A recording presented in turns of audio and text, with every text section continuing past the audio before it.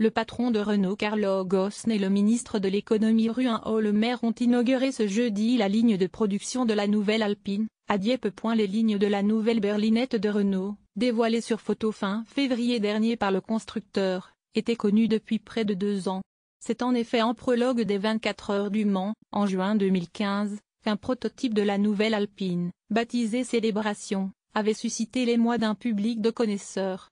Elle est aujourd'hui présentée à Dieppe, en chair et en os. Pour l'inauguration de la ligne de production, sont présents ce jeudi le président directeur général de Renault, Carlo Ghosn, accompagné pour l'occasion par le ministre de l'économie, Bruno Le Maire, ravi de retrouver sa Normandie. C'est un événement pour la marque aux losanges qui remet ainsi au goût du jour un mythe de l'automobile à la française.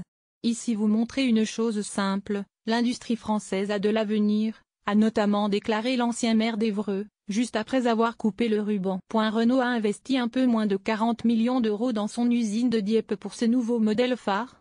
0 à 100 km/h en moins de 4,5 secondes. Doté de 2 places, l'Alpine prend l'apparence néo-rétro d'un hommage à la berlinette des années 1960-1970, elle aussi baptisée A110, dont la cote sur le marché de la collection a explosé. On en retrouve en particulier la silhouette rablée, le capot nervuré, la face avant à 4 phares et la surface vitrée. Carlo Ghosn avait promis que l'Alpine accélérerait de 0 à 100 km/h en moins de 4,5 secondes, soit mieux qu'une Porsche 911 Carrera.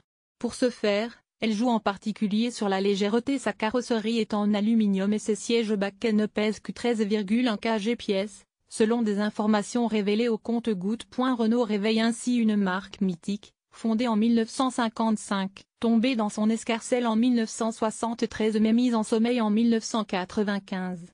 Carlo Ghosn a dit voir en Alpine une opportunité stratégique pour le groupe Renault, une façon évidente d'entrer sur le marché des voitures de sport premium pour trouver de nouveaux clients, qui devront tout de même débourser entre 55 000 et 60 000 euros pour s'offrir ce petit bijou.